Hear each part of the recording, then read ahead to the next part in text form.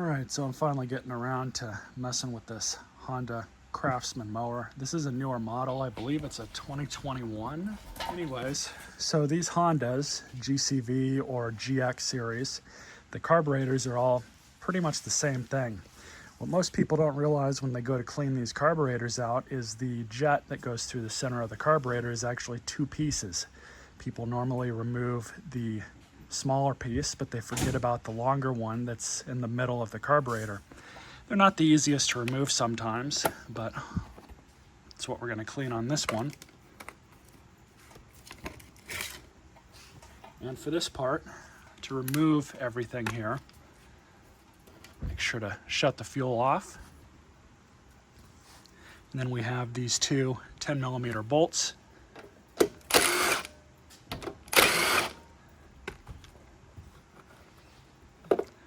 And make sure you take a picture of how everything looks. So we've got some fuel coming out. That's kind of normal. All I'm gonna do is just kind of help it all along. Get stuff out of the way as we need. Now these linkages can kind of be annoying to get off, but what you'll want to do is pull off the wire first, kind of set that aside.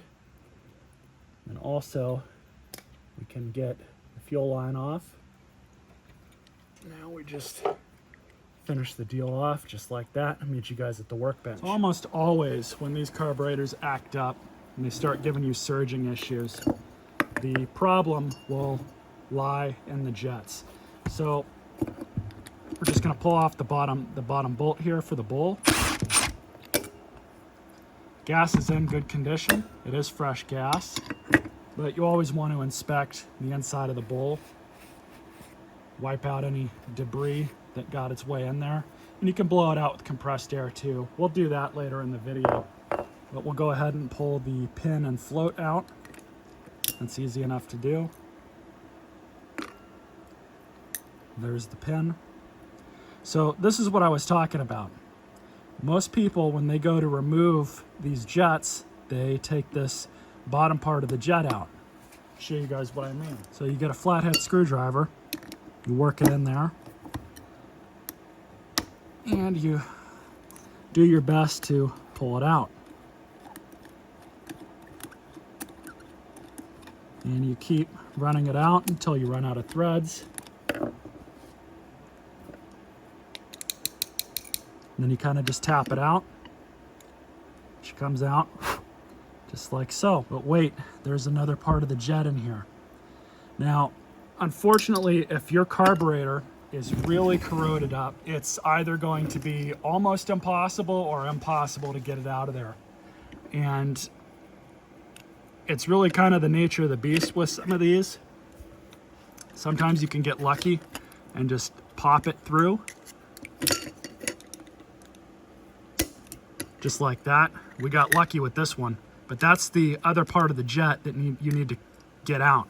And what you do is you just get a flathead screwdriver, stick it on top of here inside the throat, and pop her out just like I did. Now sometimes you'll have a lot of corrosion in there or congealed fuel. You might have to run the carburetor through an ultrasonic cleaner. You might get lucky that way, but again, that's kind of a 50-50 if that'll even work. If these carburetors are so gummed up that you can't get this out, sometimes for most people it's better just to replace the whole carburetor. You can get aftermarket carburetors off Amazon for a reasonably cheap amount of money and kind of go from there. So with this carb, and you want to kind of clean off any congealed fuel. This one's actually not that bad.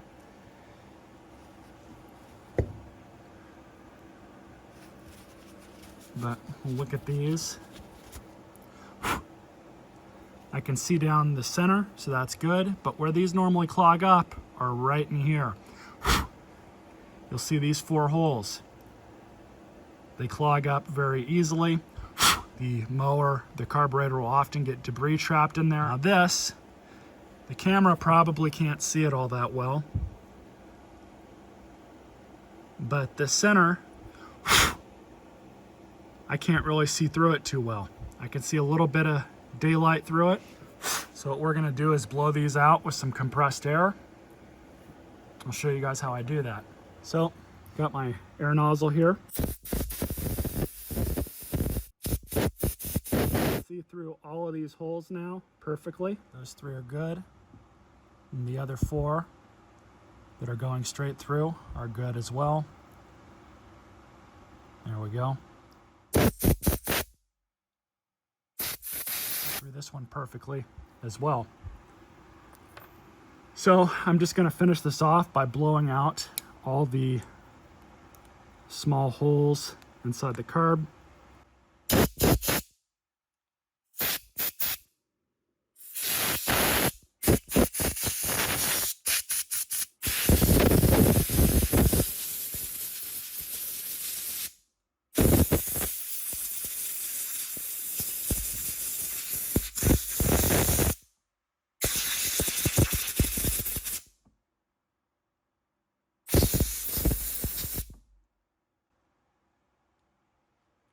Everything now looks good. So we can throw her back together, put her back on the machine. So you can grab your carb, as well as your 2 pieces. Now, good rule of thumb, the long part goes back in just like that. So we're just going to slide that up and in. Then you grab the bottom part of the jet, throw that back on, and then just screw it on back down.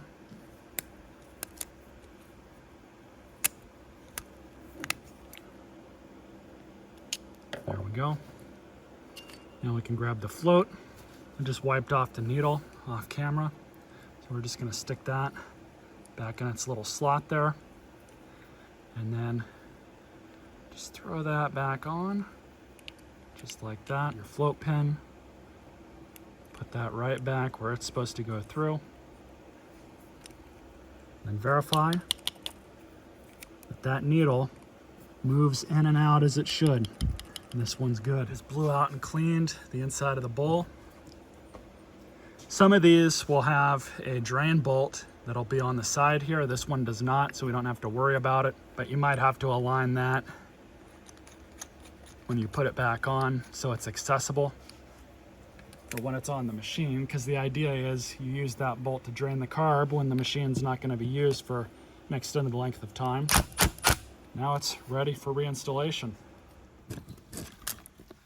So this piece here is your automatic choke, which connects up to this piece here, which is thermal wax basically, and it pushes out when the machine gets hotter and disarms the choke, which interfaces with the carburetor and turns the choke off on the carb. And we're just going to put the big linkage back in, as well as the spring, just like that. And then we'll put the fuel line back on.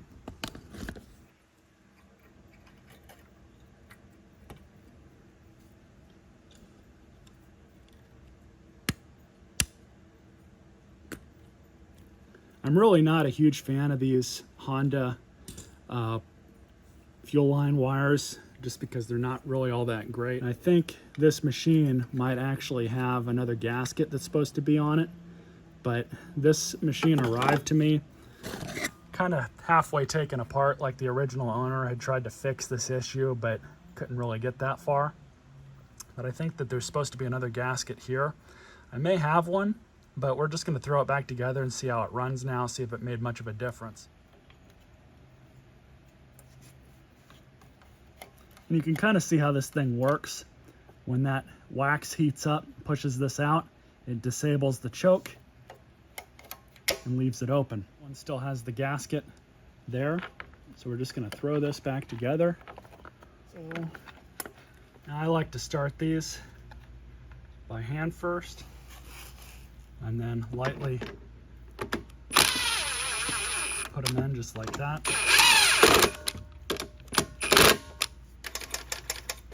Everything's working how it should. There we go. Let's see if there's anything else we need to do, but I think we should be all right for a start.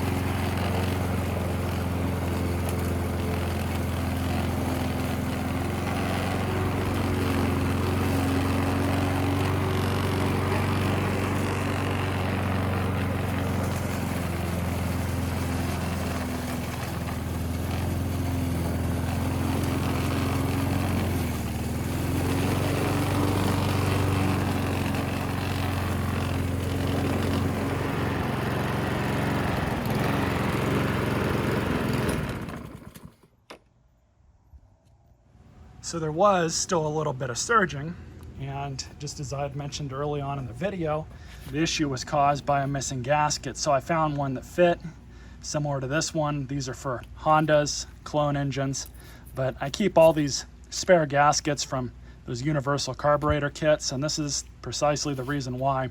Now, the breakdown, it was supposed to have a gasket like this, a big gasket, and they come down basically to the deck.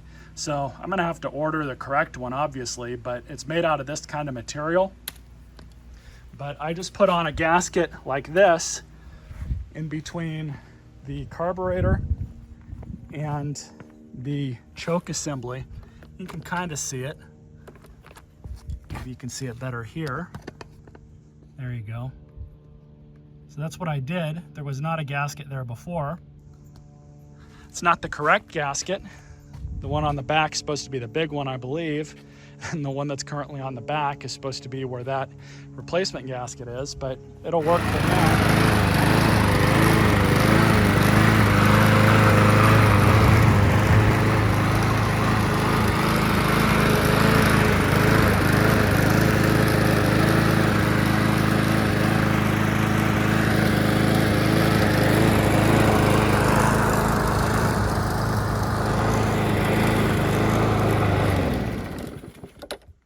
So unfortunately, it's still got a little bit of a surge. Now, I don't know what this thing sounded like brand new, but I know here in California, we get different small engine machines than everybody else in the country does. And unfortunately, most of the time they're jetted a little bit differently, so they run a lot leaner. I think that's the case with this one, is from the factory, it just runs a little leaner. I think that replacing this carburetor with an Amazon special would probably clear that up. We would no longer have this slight surge issue. It's nowhere near as apparent as it was. I just took it and mowed all along the back of the shop here, mowed over there next to the Crown Vic, and then mowed over here. And there was a good amount of weeds over here that I just took care of. And then under the solar panels too, and around the trailer. And when there's an actual load on the engine, like when it's actually mowing stuff, you don't notice the surge. It's just at idle. Just when it's sitting here, it surges a little bit. So I know that that's an issue with the cheaper Briggs & Strattons that I've had in the past, and they just run like that straight out of the box. That might be the case with this one, but if not, I could always replace that carburetor. But other than that, it's not, it's not dying, so there's not really a reason to replace it just yet. But all in all, this machine is so much easier to push around than the self-propelled mower I used to own for doing stuff like this. And I gotta say, I like the big wheels on these. I kind of prefer it. It makes them so much easier to move around when you have uneven terrain. I think I have a side chute that'll fit this too, but I don't really need that right now. But anyways, I hope you guys enjoyed this video. I'm gonna wash this thing off and put it to bed. Stay tuned for more.